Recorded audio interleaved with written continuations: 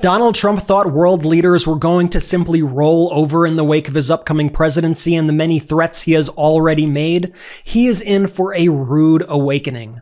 We are already seeing leaders across the world standing up to Trump, threatening retaliation if Trump moves ahead with his plans, and in some cases, even warning Trump that he will be met with opposition if he steps foot into their countries. My name is Brett Meiselas with the MeidasTouch Network. Remember to hit subscribe now and help us get to 4 million subscribers. First, I want to show you Scottish Member of Parliament Patrick Harvey. Harvey went viral a few weeks ago, you may remember, for speaking out about Trump to Scotland's First Minister, John Swinney, and this week, Harvey warned Trump that if he steps foot in Scotland, he will be met with, quote, very, very strong protests in the street. Watch this. I've no doubt that if the threat of a Trump visit to Scotland does materialise, he'll be met with very, very strong protest in the streets. At the golf courses or wherever else he intends to go. He represents a set of toxic values: misogyny, racism, climate denial, conspiracy theories, and a very clear threat to the democratic norms that our society depends on. And I've no doubt that Scotland will respond with very strong protest if he comes to visit Scotland again. Look, there is a very understandable position that governments will set out, saying they need to maintain a relationship with another country. The point I would make here is that the people in the US with whom we should be proud to have a relationship are the very people Donald Trump threatens. The most marginalized, the most vulnerable, the people whose human rights he intends to destroy, as well as those who are working for climate action. You know, at state and city level and in civil society in the US, there are people who share our values, who share a commitment to democracy, to human rights, to climate action, and to so much more. We should be forging a deeper relationship with those people, not with Donald Trump and his family. Powerful and very well said. By the way, if you didn't see what he said right after Trump's victory, let me play it for you now. This was such a great moment. Watch this. Yesterday, the First Minister offered congratulations to the convicted felon Donald Trump on his re-election.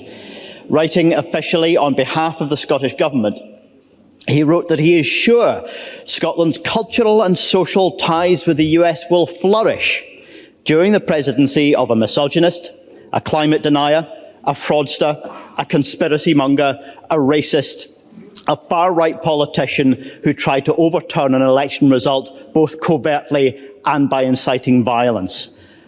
Words fail me. What social and cultural ties does the First Minister really think will benefit from a relationship with such a man?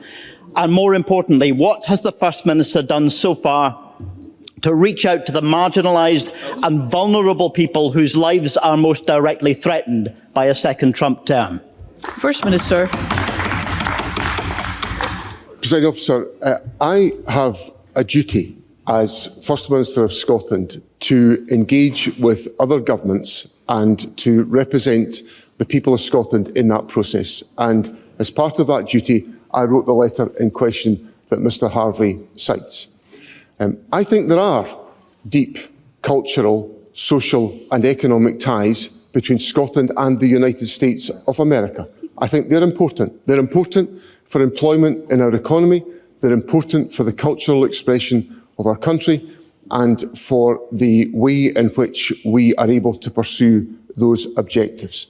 So, whilst there are very clearly, because of what I said before the presidential election, very big real differences in expression and in priority and in way of life between me and Donald Trump, I cannot deny the existence of links between Scotland and the United States.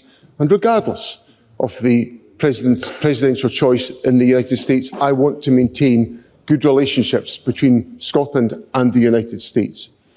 What I would say to Mr Harvey, and I think he knows me well enough to know, that the concerns of people who feel marginalised in our society, who feel under threat, are questions and concerns that I wrestle with every single day as First Minister, because I stood here and I pledged to be the First Minister of all of Scotland, and that's entirely what I intend to do. And by now, you've probably heard that Trump has promised on day one to implement a 25% tariff on goods imported from our biggest trading partners, Mexico and Canada, and plans to add an additional 10% tariff on products imported from China.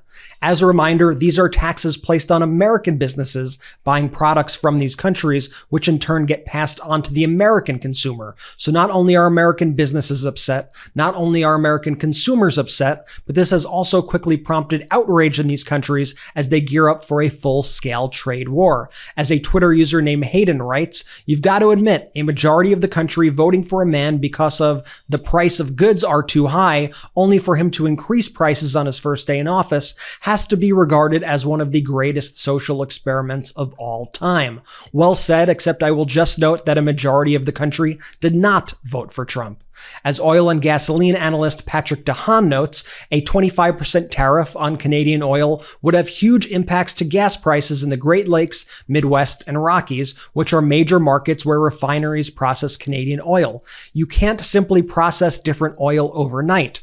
It would take investments and years. More U.S. supply would not help. Ontario Premier Doug Ford, who, by the way, is a right-wing Canadian politician who has been a huge fan of Trump over the years, said the tariffs would be, quote, devastating to workers and jobs, while the Canadian American Business Council, the CABC, said it would, quote, harm businesses on both sides of the border. Here is Ford talking to reporters, and he was not only angry that Trump was implementing these tariffs, but he also said he was, quote, insulted that Trump would compare Canada to Mexico. Watch this. What I found unfair about the comments is to compare us to Mexico. And I can tell you, Canada is no Mexico. We do approximately, just Ontario alone, $500 billion of two-way trade. I found his comments unfair. I found them insulting. It's like a family member stabbing you right in the heart. Here's Canada's Deputy Prime Minister Chrystia Freeland reminding Trump that Canada has things that we need and promising to stand up for the national interest of her country. Watch this. So last night, the Prime Minister had a conversation with President-elect Trump. It was an opportunity to highlight the fact that the economic relationship between Canada and the United States is balanced and mutually beneficial. The fact is, we need them, and they also need us. Canada is the largest market for the US in the world, larger than China, Japan, the UK, and France combined. It is also the case that the things we sell to the United States are the things they really need. We sell them oil, we sell them electricity, we sell them critical minerals and metals.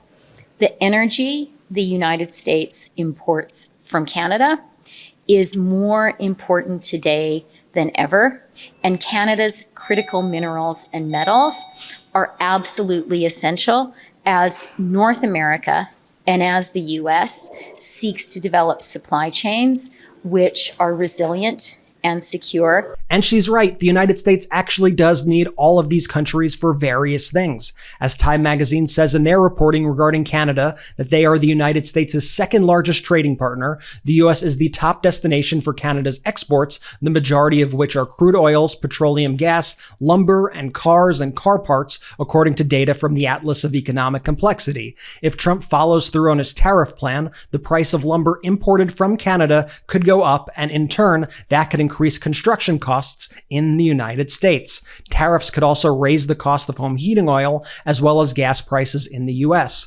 Mexico is the US's top trading partner according to the US Census Bureau data from September. The main products Mexico exports are cars and car parts, as well as electrical machinery and appliances, such as laundry machines, according to data from the Atlas of Economic Complexity. Trump's proposed tariffs could make these cars and appliances built in Mexico or cars and appliances devices assembled in the US, but that have parts imported from Mexico more expensive, economists predict. The US also gets food like meat and fish from Mexico, and Trump's tariffs could drive up those prices too.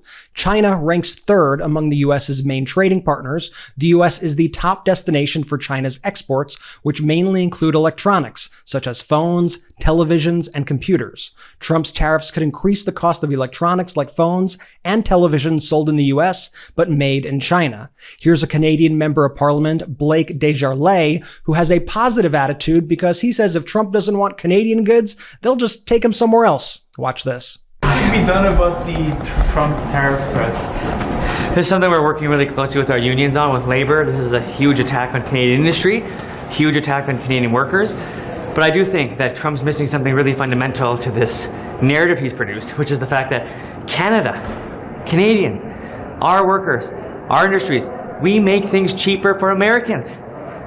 Softwood lumber, for example, steel, a lot of that comes from right here in Canada. If Trump continues on this reckless plan, he will make things so unaffordable for so many Americans while also attacking good Canadian jobs. That's not what a good trade partner does, and we're going to continue to work with our unions, we're going to continue to work with labor to make certain that we have a strong and comprehensive approach to this issue, but we need a bit more time to work with our unions on this. Do you think a retaliation could be in the works, like the last time the Canadian government pushed back with their own tariffs?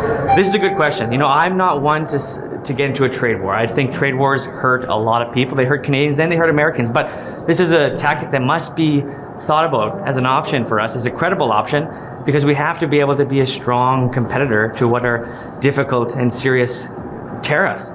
Does that mean we go elsewhere? Maybe that's what it means as well. We have to think of all options to support our industry, which could mean enhancing our international trade to other parts of the globe. There's a lot of folks who need Canadian goods in industry, including Europe, including Asian markets. That's an option that's still present to Canada. Canada's a fantastic, strong, and powerful country. We have innovation, we have skilled labor, we have products. The world needs Canada. If Trump doesn't want some of Canada, we'll show the rest of the world what we can do. As this article from BBC says, quote, "No one will win. Canada, Mexico, and China respond to Trump tariff threats. Quote, to one tariff will follow another in response and so on until we put our common business at risk," Mexico's President Claudia Sheinbaum said. Canada's Prime Minister Justin Trudeau was meeting with Canadian leaders Wednesday to discuss Canada's response. A spokesperson for China's embassy in Washington, D.C. told the BBC, quote, "No one will win a trade war or a tariff war." As economic analyst Stephen Ratner notes, quote, "The U.S. exports $165 billion a year more to Mexico than it imports. Starting a trade war with them would be terrible for U.S. exporters, not to mention raise prices of imports at home." Mexico is now warning that the Trump tariffs would kill 400,000 U.S. jobs and is threatening retaliation. Here's a statement from Mexico's president, Claudia Sheinbaum. Watch this.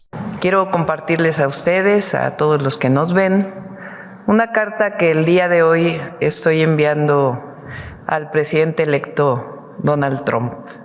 A un arancel vendrá otro en respuesta, y así hasta que pongamos en riesgo empresas comunes.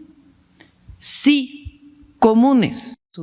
Siempre hemos manifestado la disposición de México para evitar que siga la epidemia de fentanilo en los Estados Unidos, que por lo demás es un problema de consumo y de salud pública de la sociedad de su país. De acuerdo con las cifras de la patrulla fronteriza y de aduanas de su país, CBP, los encuentros en la frontera entre México y Estados Unidos se han reducido en 75% de diciembre de 2023 a noviembre de 2024. So all in all, it's just very embarrassing for the United States to see us go from being respected on the global stage to now quickly becoming a pariah, even before Trump takes office, just based on his threats alone.